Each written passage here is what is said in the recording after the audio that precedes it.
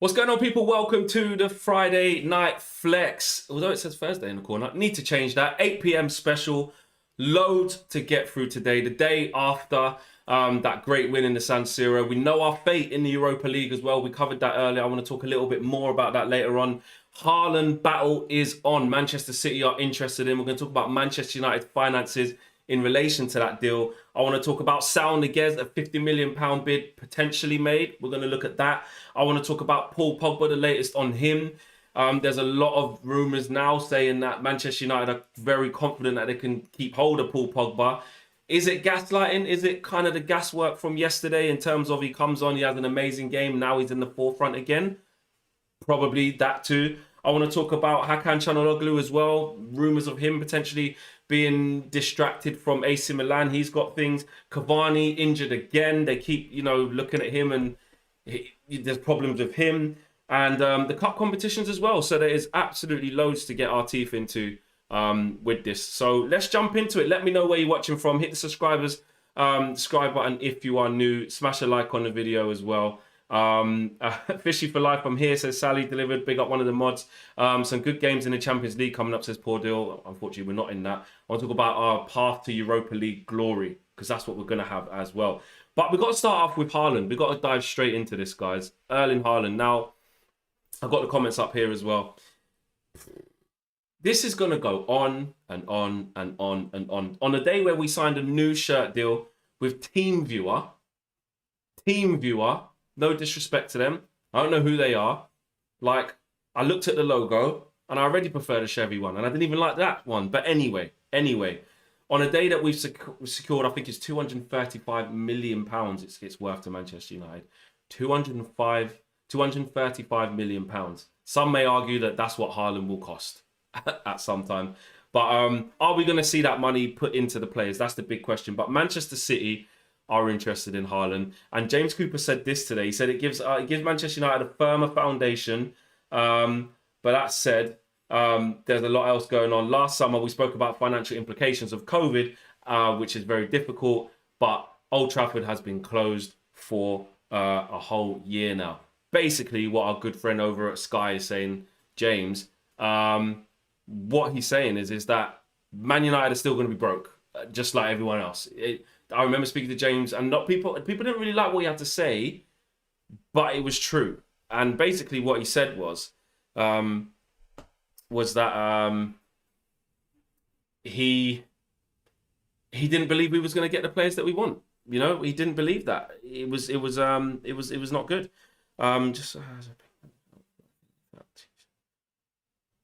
Okay, cool. Just going to add a little something while I'm live. But yeah, he was basically saying that he didn't believe he was going to get Jadon Sancho because of the money.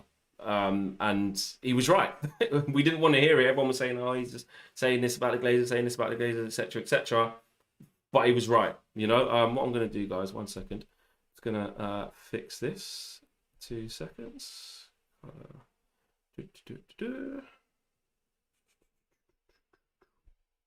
Just going to make a couple of adjustments here. There we go. I think that should be a bit better. Anyway, where was I? Right. Erling Haaland. Now, this is going to go on and on. And the truth is, we're not going to be able to afford him. Like, we're not. I know we're saying break the bank. I know we're saying get it done. But for me, he ain't coming. And I hate to break that to you. But what's really interesting is we secured this new shirt sponsor deal. We're all expecting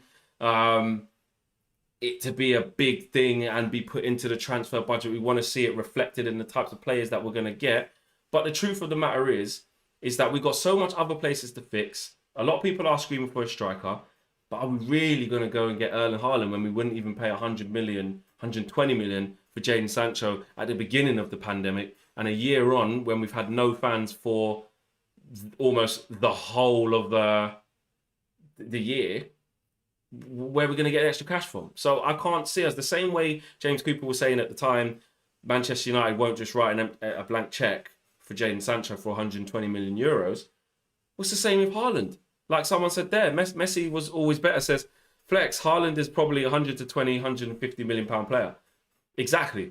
And Dortmund know that they need to sell him this summer, or his release clause kicks in next year, and they're going to sell him for a lot cheaper because all someone needs to do is activate that.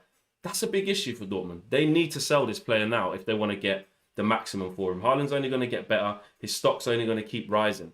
But, you know, who can afford the 100+ million for him now? And I don't think it's going to be us. I don't think it's going to be a lot of people. I think what we could end up seeing is Haaland just stay where he is. How boring would that be? But, you know, it's all intensified now. Man City have drawn Dortmund, and Pep wouldn't really get drawn into it. But we know Manchester City are interested. And let me tell you this, in my opinion anyway, I don't know what you guys think. If Erling Haaland goes to Man City, I'm done. Like, if they get him on top of what they got, he's just, you know, that is the proper cherry on top. That really is, because you think of it, Aguero's on his way out, Jesus isn't clinical. They add Haaland into that, to a team that actually creates chances for their strikers. They're going to be almost unstoppable. Well, they almost are now, but imagine with Haaland there. And that's the problem. Even if we do get Haaland, you talk about the problems. I know Mark Bosnitz was saying that a striker is the priority. We need someone who's going to hit the back of the net on a consistent basis, and I agree with that. But come on, man, look at the chance. Look at when Greenwood plays up front. How much chances did he get? Cavani, when he's actually played, how many chances does he get? Same with Martial. The service and the food given to them is scraps. They've got to feed off scraps, you know. Super chat here from Ivan Drago says, the team that honestly want to win the league will sign Haaland. I hear that. I mean, City are going to win it this year without Haaland. So that just shows that they want to retain their title, let's say. But I hear you. If Liverpool go get him, it means they want to level up. If we go and get him, it means we're serious about doing it. I hear you on that, Ivan. But also, it's just going to come down to money. I know we spoke about this before when Raiola was saying that there's only kind of like 10 clubs in the world that can afford him. And 4 of those are in the Premier League. Well, that's Man United, Chelsea, Man City. And actually, I'll probably say 3 because I don't think Man United, Man City, and Chelsea. I don't think Liverpool can afford him. I don't think Spurs can afford him. Definitely not Arsenal. So yeah, I'd say the 3 of us are here, or maybe said 3 are in England. But what I'm saying is that that's the only people who can physically afford him. But even that, with us on a normal day being able to physically afford him, we're not going to be able to do that. Man City will be able to go and say, well, boom, here's 120 million. We're not going to be able to do that. Even if we had it there, which we probably know we got it there in the chest, we ain't doing it. It's the same thing we done with Haaland, with Sancho. Andy and Bruno says, even in flex, the Haaland crap will only go on and on. If our sheep-like fans allow it. We all know it's not happening because of the Glazers. And I think ultimately that's what it comes down to there, Andy and Bruno, whichever one of you said the comment. That's what it comes down to, because we know what the Glazers are all about. We saw Avram Glazer put up, what is it, £5 million worth of his shares, which if he sells it, he gets £75 million, which the voting rights of that, they give you less voting rights for the people who actually acquire those shares that he sells, so they don't have a say in anything. And the money that he makes from the sales is not going back into the club. So we already know what the Glazer is about. And you're right, until that changes, we're never going to see this money get put back in to the club. So for me, I don't see how Haaland signs for us. I really don't. Would I love him at the club? 100%. And this is going to keep going on and on. There's going to probably be a new twist and turn in this, probably weekly. But the way we play, would he even see the ball? Well, put it this way. Yesterday against AC Milan, yeah, Paul Pogba comes on and changes the game. Brilliant. Brilliant Paul Pogba. Individual brilliance. The way he performed individually raised the whole team. But where were the chances in that game to win it for us? Because we had to score. What were the chances? Where were the Donnarumma saves? Where was Mason Greenwood bearing down on goal, getting his shot off? I didn't see that. You know, when Cavani's played, how often do we get him in on goal? We don't do it. The same with Martial in the first leg, in the first half. When he played last week against Milan before he got injured, it was the same situation. So the root of the problem is the supply. The supply to the strikers is the issue. We know that.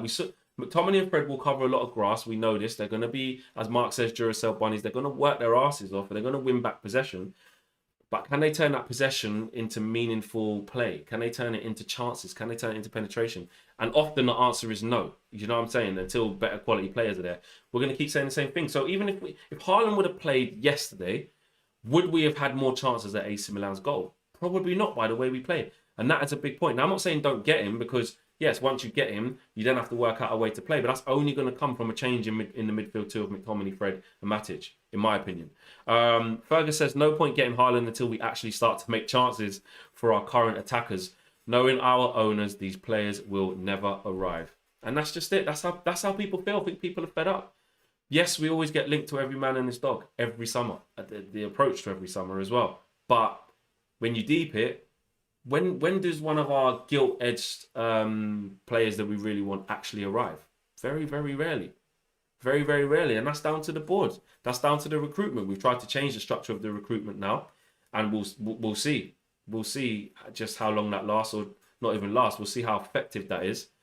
But is it going to be successful? I don't know about that. It seems like a lot have been saying, it seems like something just boxed up in a shiny new package because we already had it, and it's been given to us as something new and different, when really you just promoted guys from inside. So the jury's still out on that. So for me, I can't see the Haaland thing. I know we've got the team viewer deal, which I have to be honest, I had to do a bit of research into. I know people are saying they're a global tech company based in Germany. I've done a bit of digging into that, and that's great. £253 million into the club is great. But let's not fool ourselves. Us announcing shirt sponsors, either on the side of the kit, the training kit, on the front of this kit, the Chinese New Year kit, the human race kit, whatever it is, we very rarely see it invested into the squad in the right way. It goes to the Glazers' pocket. We know this. This is what we see all the time. So I'm not surprised. I'm not surprised that a lot of people are feeling, down about this Haaland thing, especially now with City sniffing. Because if City, like I said, if City get him, game over. Game over for me. I don't see how we can ever look to really close this gap if we just don't look to get in the right level of quality player. And it isn't just about striker. Like I said, throughout the team, we still need it. Mr. Dan United said, Harry Kane must be seriously considering leaving Spurs now. I wouldn't mind him. KG said this about whether you get Haaland, Kane or Mbappe out of the three, who would you go for? And he's saying Harry Kane because he makes his own chance, etc. I'm saying Mbappe all day long. But just on Harry Kane, you look at Spurs going crashing out of the Europa League. You look at them probably not being able to win something. Yeah, they got the Carabao Cup final, but City are favourites, but you never know. But let's just take it that they don't. But the worry for me is Harry Kane's a big injury every season. Every season he gets a big injury. I do really rate Harry Kane. I think he's a fantastic striker. Top 3 in the world. Number 9s, 100%. But if you think about it, is Daniel Levy in a pandemic where they can't really afford to go and replace Harry Kane? Is he going to cash in on Harry Kane? And if so, what's that price going to look like? Because we're saying we don't want to pay £120 million for Sancho last year at the beginning of the pandemic. We're pretty much saying now that we're not going to be able to write a blank check for Erling Haaland for £120 to £150 million as well. Because, okay, I get it. Old Trafford has been empty for a whole year. There's been no gate receipts. Money's down for everyone. But what's Harry Kane going to cost? Harry Kane's going to cost upwards of 100 million too. I think Daniel Levy's going to let Harry Kane go for less than 100 million pounds. Really, Harry Kane's what, 150 million, 120 million as well? In this climate of what Daniel Levy will sell him for. Let me know what you think Harry Kane's worth. But would we go for him? I don't think so. So we're going to be stuck in this striker situation for a little while.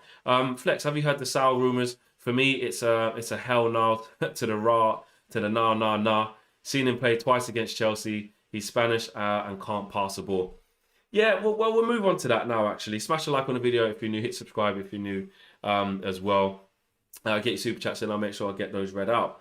Sal Niguez, there's supposedly a 50 million bid gone in. And I'll read to you the quote here. Manchester United are the only club to have been interested in the Atletico Madrid midfielder and would be willing to offer between 35 and 50 million for his signing. And there's also reports kind of saying that Sal Niguez wants a change. He wants a change of scenery and stuff. And look, when I've seen Sal Niguez, he looks a good midfielder, box to box. He can look after the ball quite well. He can dribble. He can take players on. He's decent in the tackle, and he is good on the ball. What the person just said there was the last few games. Yeah, okay, we saw him against Chelsea. Obviously, he wasn't good, and just Madrid wasn't good. But maybe he might need a new challenge. Sometimes that's what looks like it's happening there. You look at Spanish football in general. I know we've spoken a lot about the Prem versus over there in Spain, and our teams are just doing way better than theirs. Like, they just are off default for me. But that doesn't mean that Saul Niguez is not a better player than McTominay or Fred. But we do have to be careful by just trying to go for willy-nilly anything, because we just don't like that combination of McTominay and Fred. Because coming over here, what we have to ask is, how much of an upgrade is it? For me, I don't look at Saul Niguez and say, that's the player we must get. Now, Man United, again, talking about that 35 to 50 million, it probably fits our budget. We're not looking to spend loads. It could work, but I'm not too sure.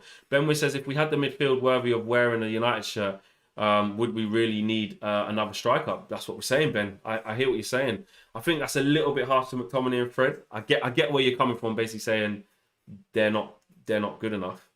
But they,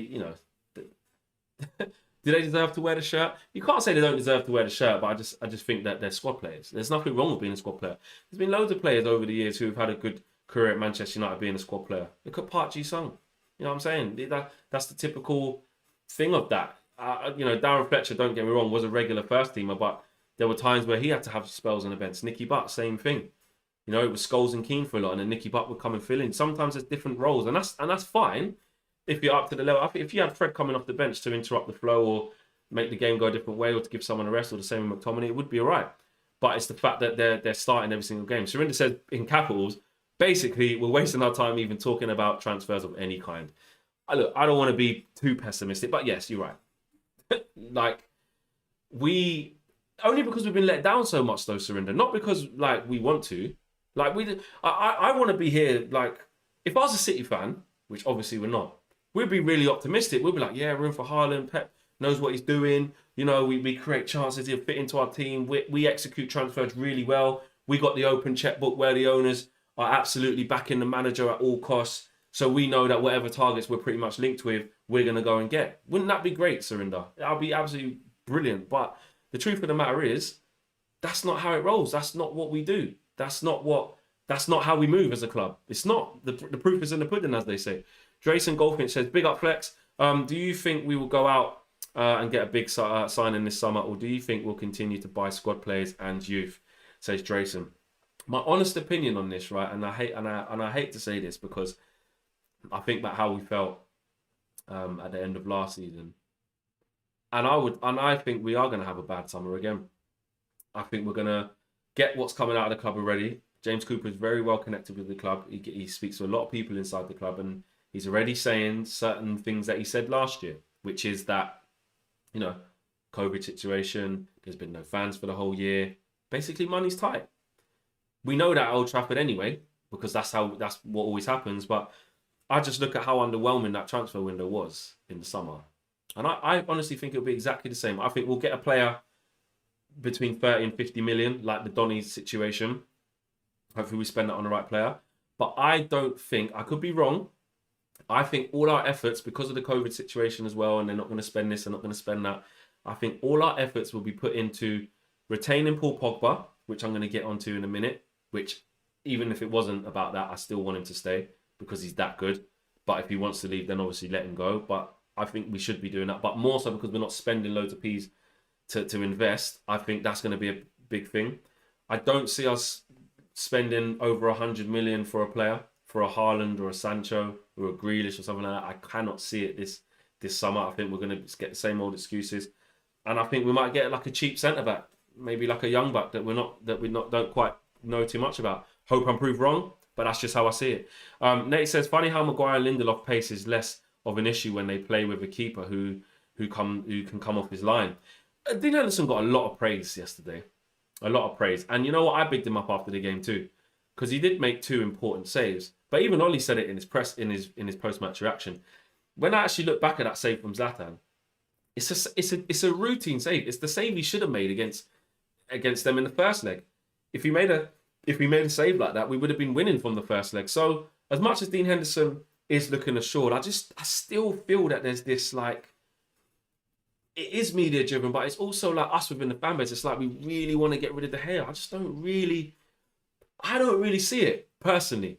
I don't know what you guys think. I know a lot of people are behind Dean Henderson, and I like Dean Henderson. I really do, and I think he is good. He's definitely got a future here. I just think that he needs to wait his turn. I still think I don't think he should be number one yet. Me personally, I still think David De Gea should be, but I think it's getting more and more increasingly likely that at the end of the season, I think a decision will be made, and I think we go into next season with David De Gea not number one. Whether that means he gets told that in the summer and leaves, or because let's face it, if they don't do that, then that just shows why the clubs run even worse. If you keep David De Gea or lie to him and say, no, David, you're still going to be number one next year and all this shit, but he's on. But then you get to the new season and you do an ollie and you lie, and then David De Gea is not the number one. Then you're going to be left with an unhappy David De Gea or a David De Gea who's just sitting on the bench for 370k a week. When we could have sold him in the summer, if we know what we're going to be doing by now, plan for it, get him off the wage bill, get a transfer fee, which will be quite difficult to get a high transfer fee for him in this current climate with his wages as well, and go and reinvest the money. But guess what? We're not run like that. We won't do that. Chris Burton says, evening flex, mate. Hope you're well. I'm good. I am good. Would like to know your thoughts on Dan James. Surely Diallo is already a better footballer than he can ever become, and I like his work rate, but United need more. You know what, Chris? I appreciate the way you put the question in quite a respectful way. My thoughts on Dan James. Is Diallo betting him straight away? Look, Diallo does look a player. And like I've said many a time before, you don't get that much money spent on you at 18 years of age after a handful of Serie A appearances and a handful of Champions League appearances if you don't have something about you. The couple of times he's come on, if we're being deadly honest, he came on, there's so many games, I can't remember the exact game that he came on for the debut. Was it Sociedad? Sociedad. Sociedad, he came on when we were 4-0 up or 3-0 up, whatever it was. Done a quick little jink. Then that was it. Then second leg, he didn't start. Was 4-0 up and he still couldn't start, but he came on with got more minutes. He got 15, 20 minutes, I think. 15 minutes. Hardly touched the ball. Wasn't supposed to come on against AC Milan, but scored a great goal. And he does look good. I think he should be getting more game time. I think where Solskjaer's been reluctant to use him after spending big money on him, I do believe that with the injuries we've got, he should be getting more game time. But on Dan James, I actually like what Dan James does. I know you're not going to say, Fletch, you've been interviewing Ricky too much, but I like what Dan James does. I do. I like what Dan James. I think he's energetic. I think he wears the opposition down. I think he always gives the fullback something to think of in terms of fear of going too far forward. Wyatt says, Dan James, meet me. Yeah, and look, that is his best attribute, is his pace. And he does have this tendency to not make the right decision. I get it. I understand that.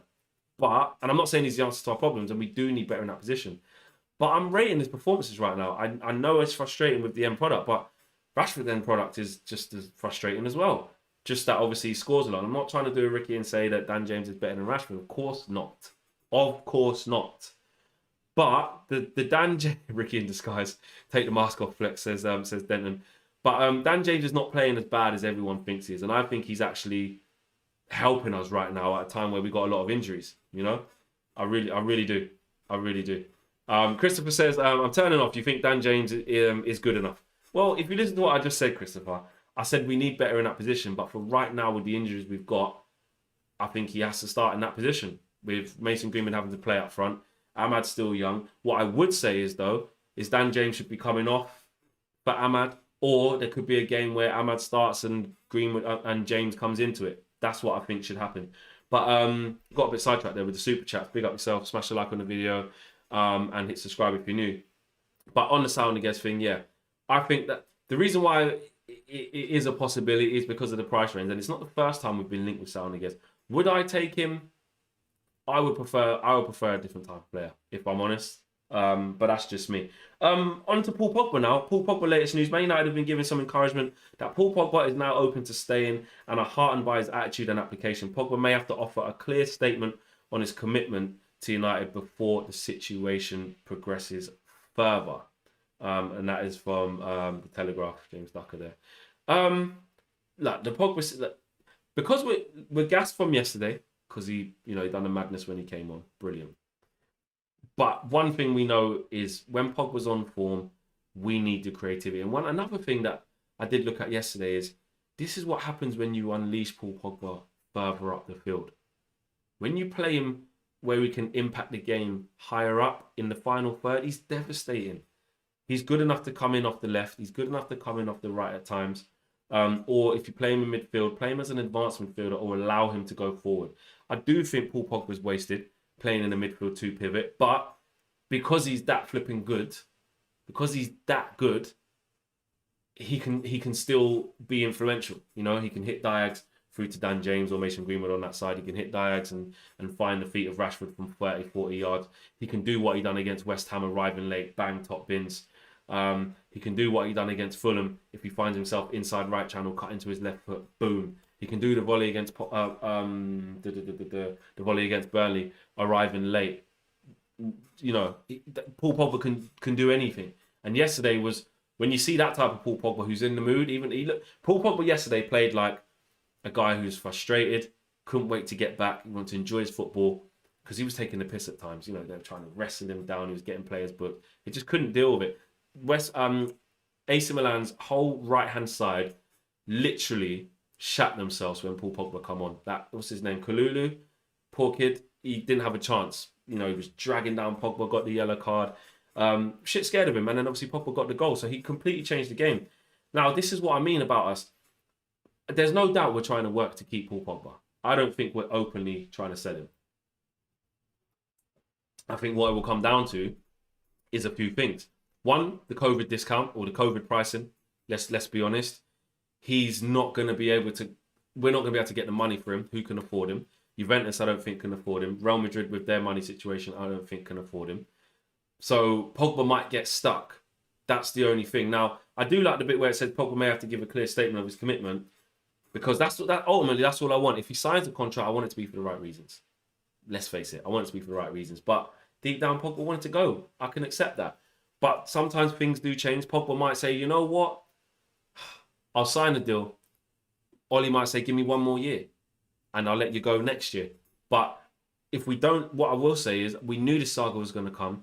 And I nearly swore, I hope to God we do not go into the summer without knowing what's going to happen. And then we start the season without something have happened, either selling or make him sign the deal. Because if that happens and we get into that 6 months territory where we get into the January and he can go for free and start speaking to other clubs, it would just, honestly, that would just be an absolute disgrace. But because we are about our money, there is no way that Paul Pogba would be allowed to run his contract down at Man United. Guys, I know that we operate on an absolute madness budget. I know we operate on a crazy level behind closed doors and we're incompetent and we're trying to fix that. But surely one of the most marketable,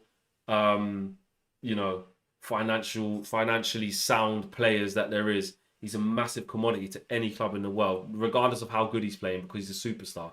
There's no way Man United will let him walk out the door for free. Mark Dobby says, Pogba has been told to cash in because no one can afford him. Either that or he's been promised a big window, which we know hasn't happened. Yeah, that's what I mean. Has Pogba been given the insurances? A lot of people saying that he has a good feeling now. They're heartened by his attitude and application. Well, one thing they've always said about Paul Pogba, you hear the thing about the virus in the camp and this, that, and the other, and he's a cancer in there and stuff like that.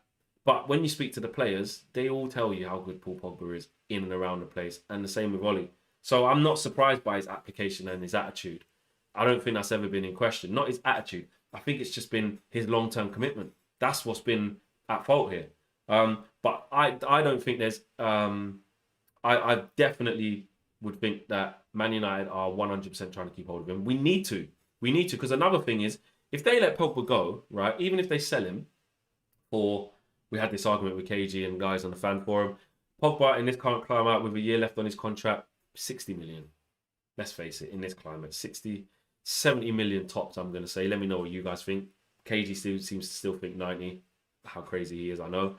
But if we sell him, we then got another problem to have to replace him. We already need a defensive midfielder, a right winger, a centre-back, a striker. That's 4 key positions. And that's the start. That's starting. 4 players to come into a starting 11 is definitely not going to happen. Then if you sell Paul Pogba, don't get it twisted. We can't get the defensive midfielder that we've always been after. Say we got Declan Rice or Ndidi. You can't go and get Ndidi and just play them next to McTominay or Fred. Then we're back to square one again. It needs to be alongside Paul Pogba. Even though I want Paul Pogba to play further forward, that's who it needs to be alongside. So if Paul Pogba leaves, we're fucked. sorry to swear, but that 100%, because are we going to go out and replace him? No, we're not.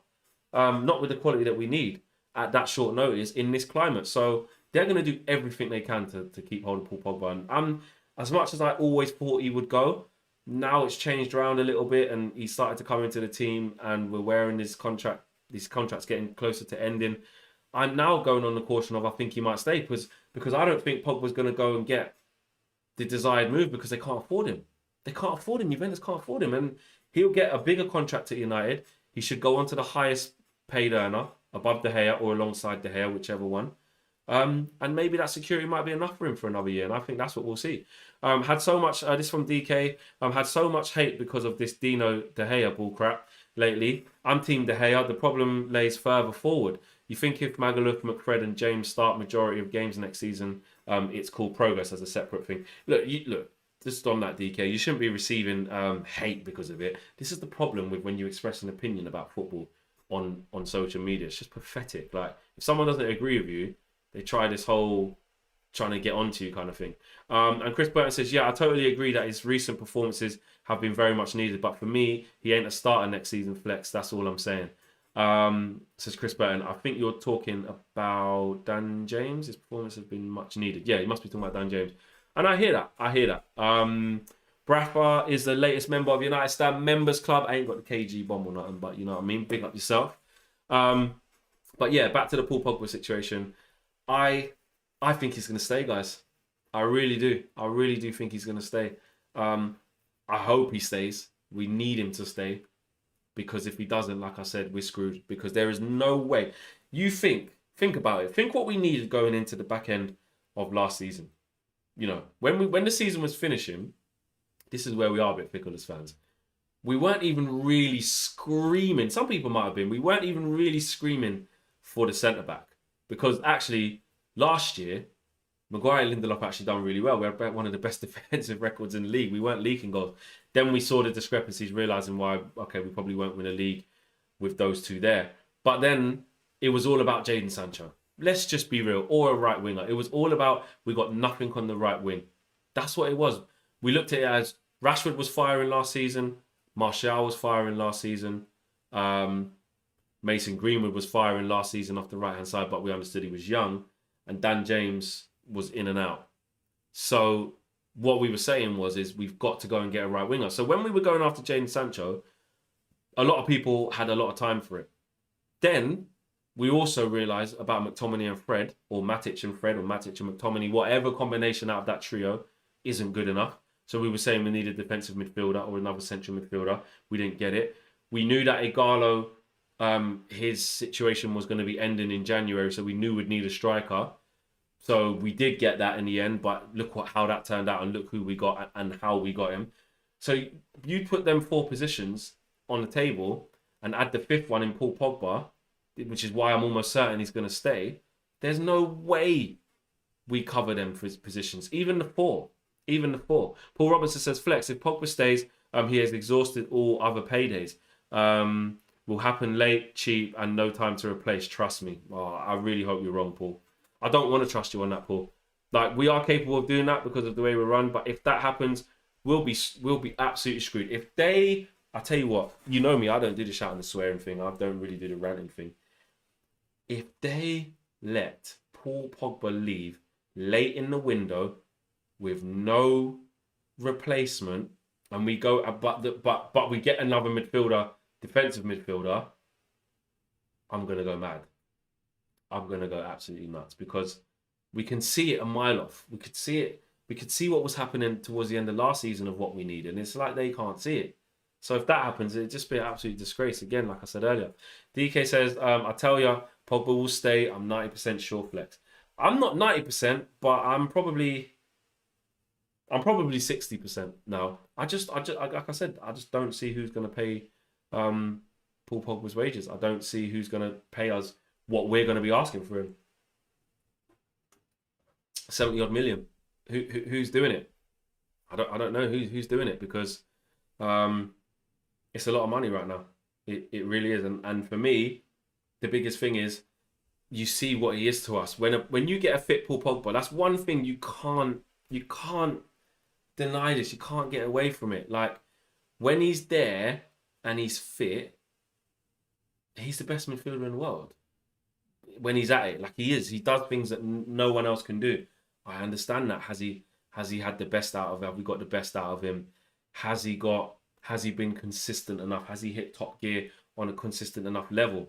But one thing I do know is his impact on our team is far greater than any other player, bar Bruno now, when Bruno's coming. 100%. And it's almost like we're going to get back to that same thing as well. Paul Pogba. We bought Bruno in, one, because we needed a number 10, but also to lessen the load on Paul Pogba and vice versa. Those two thrive off that. As soon as Bruno's been having a bad game, before Paul Pogba got injured at the Everton game, it was, don't worry, Bruno, I got you, bro. I got you. The onus ain't all on me now, so I'm not Jane. Let me step up. Like I said, Burnley, West Ham, played really well against Sheffield United when we actually beat them 3-2 at Bramall Lane. The Fulham game, what a goal that was. Like he's done it this season at times. Coming on yesterday, and look at that. Look what he did. So he's proved that we need not just one player of that quality. You can't just have Bruno trying to do it all by himself, and you can't have Pogba trying to do it all by himself. So we have to hold on to him. And even when you look at how infectious he is, look what he did when he came on. Even Bruno decided to start playing for 10, 15 minutes. Then he went back to giving the ball away again. But it was almost like he thought, let me get involved. PP's on the pitch. Even the pictures he does with him afterwards, PP's on the pitch. You know what I mean? So, yeah, that's where I stand on that one. Smash a like on the video, subscribe if you're new, if you just joined us. It's basically, we spoke about being going in for a transfer battle for Erling Haaland with Pep Guardiola interested in him at Manchester City. We basically spoke about how football will be over if they get him. We've spoken about Saul Niguez as well, potentially being a target for Man United. And we've also gone on to just finish off on Paul Pogba. KA says, I've seen it time and time again. It took injuries to even get Bruno, and we watched Herrera walk out for free and not replaced. I have no faith in this board. You know what, KA, bro? You hit the nail on the head. That's the problem we've got. Like, people may say it's negative, or people may say, oh, I always being negative, and come on, stop being a pessimist. But all we can go off is evidence. That's all. You can't. This is one thing I don't understand, is like blind faith in things. Like, obviously you support the club. You know, you get them fans who go like, just don't say anything negative. Just support the team. Just support the club. Yeah, I get that. But because I support the club, I can see the bullshit that's going on. I need to stop doing these streams by myself. They make me want to swear a lot. That's bad, isn't it? I need to not do that. Mark swears a lot, don't it? But yeah, they perpetuate bullshit. Like, because I support the club, I can open up my eyes to see what's going on behind the scenes. And coming out and saying, like what KA's just said, that he's seen it time and time again, and you know, you've got Herrera as proof of that. You saw what happened with Cavani. You're seeing what's beginning to happen with Pogba, or even to let it go to this situation. That's the track record. That's the track record. We didn't get a centre back. Didn't get a centre back under Jose as well, even though he should have gone. He wanted players that season. We ended up with Fred and Lee Grant and Dallo, I think it was. Very underwhelming when he said I needed players. It's a common theme at Man United. So anyone who says that, I stand with you. Don't let anyone tell you that you shouldn't you shouldn't criticize what you see going on. Don't get me wrong. You don't want to have an agenda, and you know, it looks like you're negative and you want us to lose, anything crap like that. Because no, of course that's not supporting. But when you can see that things are wrong, call it out. Call it out, man. Don't let anyone tell you different. NG Music, latest member of United Stand Members Club as well. Big up yourself. NG Music inside the place. I want to touch on something really quickly, actually, which is Cavani injured again. And I was reading some reports that Man United are becoming increasingly frustrated that he is ruling himself out of the games. You know, I read earlier that that Ollie was saying that we don't quite know what it is. You know, he's been ready. He wants to come back when he's 100%, and he keeps feeling something. He keeps having a reaction. Guys, this is a couple of things. What this is what we already knew. So I don't even know why the United coaching staff or the scientists or whoever, the medical staff, are surprised by this. We done knew that Cavani was going to be like this. What's this? His fourth injury? His third injury? I'm sick of it. Like, I hate to sound ungrateful because, like I said, when he was fit, he's played well and he's given us a different dimension. But we can't rely on the guy. What's the point? He's missing more games than he's playing. He's 33 years of age. And he's always been injury prone. So why are we surprised he's got a muscular situation? And you know what? He's probably at a stage of his career where he don't want to risk nothing because he don't know how long he's going to keep playing for. So he's probably got his doctors or his people around him, or it might just be how he conducts himself, saying, boom, you know what? I ain't playing. I can feel a little, I'm not saying he should play injured, but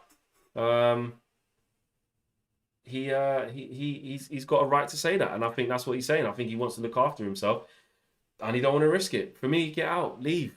In the summer, we don't try and activate another extension. For what? We're going to see exactly what we've seen this season, which is like what Alex says there in the free seats. Cavani is too old, period. Facts, that's just it. He can't play very regularly. He can't stay fit. When he does play, he's effective. But we can't build on them performances. We can't stick him in for 15 games straight, 10 games straight as a starting number 9. He can't do it. And then when the games come thick and fast, because we're going to be in the Champions League next season, no slip ups from where we are now. And it's going to be like this year. The games are coming thick and fast. EFL Cup, FA Cup, League, Champions League. Can't keep up. We've seen it already. So for me, get rid. I'm not surprised that Man United are becoming frustrated that he's ruined himself out of games. What did they expect? I'm surprised it's taken them this long to understand it, which is why we should have never signed him in the first place. And that's not me being ungrateful, because I understand what he's brought since he's come. But come on, man, come on. We knew it was. We had to wait for him to even finish quarantining. Then we had to wait for him to get up to speed because he hadn't played in 6 months because he was injured. Then he came in for a little period, and then Martial wasn't great, so we all wanted Cavani to start. Most of us. He was bringing stuff. Then he got injured. Then he was out for a couple of weeks, and now he's missed the last I think it's 6 or 7 games or something like that. I think it's something like that. But correct me if I'm wrong, but it's just a madness. For the badge says, do you think TeamViewer as our new kit sponsor means a blue logo on our red shirt? By the way, got to listen to the Theatre of Dreams song by Bond. Yeah, I will do. And I don't like that badge, man. I don't know if it's because I'm so used to the Chevrolet ones. I didn't even like that. We always used to say that ruined stuff, didn't we? But I don't know. I'm not too sure. I just don't like the cut. I don't like the badge. I don't like the way it looks. I think it looks funny. I know we've had a couple of Photoshop situations where people have just stuck it on what this year's kit would look like. I saw Jorty do a mock-up and stick it on the proposed kit for next year, the kind of blue and white one, the old school kit. And I just don't like it. It just looks naff. But look, it is what it is, isn't it? Yeah, Doobie guy says Vodafone logo was great. I did like the Vodafone one, actually. I did like that, and obviously Sharp is just legendary. But I'm not really fussed. I didn't really like it. I wouldn't mind us being sponsored by Maryland cookies or something. That's a bit random, but just what I think. I like Maryland, so that's my thing. Baraf says, forget about players. Is Ollie and the board taking United to the next level? Ollie himself is learning the trade and is surrounded by inexperience. Everything is mediocre. Why'd Haaland or Sancho come? What will they benefit? Well, you get this a lot, don't you? This into kind of last bit of the show, actually. This, just how big this next running is for Solskjaer. We've got our path clearly mapped out in the Europa League as well. But that's the $1 million question, isn't it? I think in the league, you have to say he has progressed. You have to. Well, what are we? 12 points better off this now than we were last year. So that is progress if you're 12 points better off. If you finish 15 points behind someone, 12 points behind someone, you're looking in the summer to say, how can we claw that back on them? Assuming they play the same way and get the same amount of points. So we've managed to claw the gap. It's still not enough because we're still as it stands, I think, because we've got a game in hand behind City. I think we're still double digits behind them. So it's still not enough because we had to claw back 33 points, didn't we, to Liverpool, even though they slipped off. But that's the pace that Man City are now setting. But I think he has. I do think he has progressed us in some areas. But until he addresses certain areas, I don't think he'll ever kick on. to the next level. And this is what I spoke about. It was when I was feeling really low. You know, kind of your mood changes, and you know me. I'm not too reactionary. I don't like to do that. I will never just go Ollie out off the back of one game or a bad loss. I just won't do it because I just think it has to be a culmination of things for me to be Ollie out, because I'm not. I think he definitely deserves another crack. And now with what he's doing, especially with where we are in the cup competitions now, he definitely deserves to see where we can get to, and he deserves to be backed if we finish in second and hopefully get the trophy. But one thing I will say is that the lack of investment in them areas is always going to hold Ollie back. I don't care. People kept trying to argue with me that if Pep Guardiola came in to this squad, could he win the league? And I'm saying no, he wouldn't, because he'd look at McTominay and Fred instantly, and Matic and them, man, and say, nah, not for me. He'd probably play Van der Beek. He'd probably knock on Ed Woodward's door, say, I need one of these two gone. Give me someone else. I need a Rodri type. I need a Fernandinho type. So that's one thing he'd do. He'd probably look at the centre-backs. You can see how ruthless he's been at City in the quest for centre-backs. Bought John Stones for 50 million. Didn't work. Sat him on the bench for ages. Looked like he was never going to get back in for a year or two. All of a sudden, coached him well and he's back. Brought in Laporte after company. Laporte was superb last year. Can't get in the team because they upped it again and bought Diaz. And they bought Nathan Ake as well, who's been injured for the whole season pretty much. I don't know if he's back on the bench now, but I know he did get a big injury. So I'm not having that. Ollie does need better players. He does. He needs better than being able to bring in Dan James. He needs arguably a striker who's going to be more clinical than Martial, or a striker who could definitely play more than Cavani. He needs extra help on the left-hand side. He needs someone alongside Paul Pogba. He needs backup to Wan-Bissaka. All of these things, Pep would come in and change those things. So, yeah, back to what you're saying, Baref. I think Ollie can be the man to improve us, but he has to get backed. He has to get back. There are certain things that might never change against Ollie, but I'm willing to still wait and see, because I think we're on a steady trajectory. But, you know, into you know, the Europa League draw today, drawn against Granada, I'm saying to Mark, Dan, we are looking like one of the hot favourites to win it with the teams on paper, and I can understand that. We probably should be. But you know, we could get an Arsenal final as well. Villarreal on that side as well. We have to face Ajax, I think, in the next round, Ajax or Roma. So we got a difficult path. We got the more difficult path, but you're looking at it still with how confident we are and the teams left in it. We've got a proper good chance of winning this thing, and I think Ollie's got to at least be getting to the final. Listen, if you lose the final, you lose the final, innit? And I know that might sound a bit defeatist. People say you can't just keep getting to a final flex and losing. I get that, but you look at what happened with Klopp in the actual finals. It's different with the semi-finals. But I was talking with Andy Cole today in the interview that you guys are going to see. I don't want to say too much about it, but he said he never lost the final, which is obviously true. But he was saying, like, no one remembers who was in the semi-final, even too much the final, to be fair. But he said that players always say to him, it's much worse losing the semi-final, you know, because you're not even getting with a chance to win the damn thing. You know, it's even worse. So, yeah, obviously it's bad losing the final, but to not even give yourself a chance to win the thing is worse. Of course it is.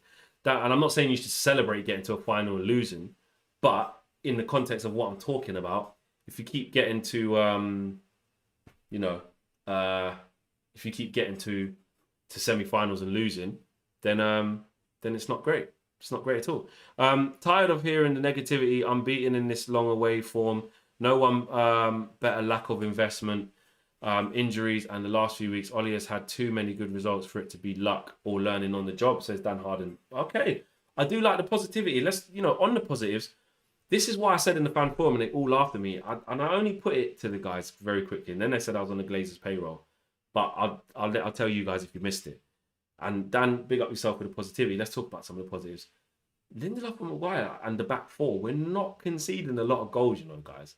Like, the problem is now we're not scoring enough. Like, we stay in games. We don't concede a lot of goals. When we do concede, don't get me wrong, we're pissed off, and the type of goal that it is, we get onto someone. But that's what happens when you concede any goal. When City concede a goal, they'll look at why it happened, who was at fault. It's always someone's fault. Do you know what I mean? That's how a goal gets scored. Someone didn't do their job, or it was a worldie. That's usually what a goal is, guys. Yeah. But Ollie has stabilised that. You don't not concede that many goals by luck. That's true. It's because they're confident. It's because they're playing well. The back four, Luke Shaw's doing his thing, Wan-Bissaka's doing his thing, and Lindelof and Maguire. As much as we can see the difference of when Eric Bailly might play and we can push higher up the pitch, they've actually done okay defensively. The problem with that is that we're just not consistent enough and we can't create enough chances because the midfield isn't good enough. Almost like I kept saying throughout the season that centre back is an absolute priority. But the more I look at it, if you was to ask me now, because it is something that kind of changes as the season goes on, call it flip-flopping if you want, don't give a shit, to be honest. You can only go off new evidence as it's presented to you. You know what I'm saying? I'm watching Your Honor right now on Sky, and that tells you everything about evidence. What program that is, by the way. Anyway, I'm off topic. What I was saying is that from the evidence, we keep seeing the same situation with McTominay, Fred, and Matic, or if Pogba's injured. We see the same shit. We can't create chances. They're not good enough on the ball. We win the ball back well, but they do piss all with it. So if you was asked me now, I'd probably say a proper central midfielder is more key. As long as we keep Pogba and don't have to replace him, we need a CDM, like Galvatron says there in free seats. Quality CDM is the priority. I tend to agree with you, bro. John Richard says, hi Flex, I just moved to Manchester and was looking to get a season ticket next year. Do you know how much they usually cost and the wait times? Yeah, the wait times, you're probably gonna have to wait definitely all of this year. You can put down like a little deposit thing to put your name forward where that can kind of fast track you. I think it's like 100 quid. And you've got a good chance of getting one for the next season, especially, with COVID and stuff like that. Some people might have dropped their season tickets. And depending on where you sit, you can get a decent one for, between anything from sort of 550 up to 750, I'd say. So yeah, check it out. Go onto the Man United website. It's good, man. That's what we want. If you just move to the area, that's great. Get yourself down to Old Trafford, man. We've got a great global community here. Someone who can't get to Old Trafford, and it is one thing I will say is breathtaking every time you go there.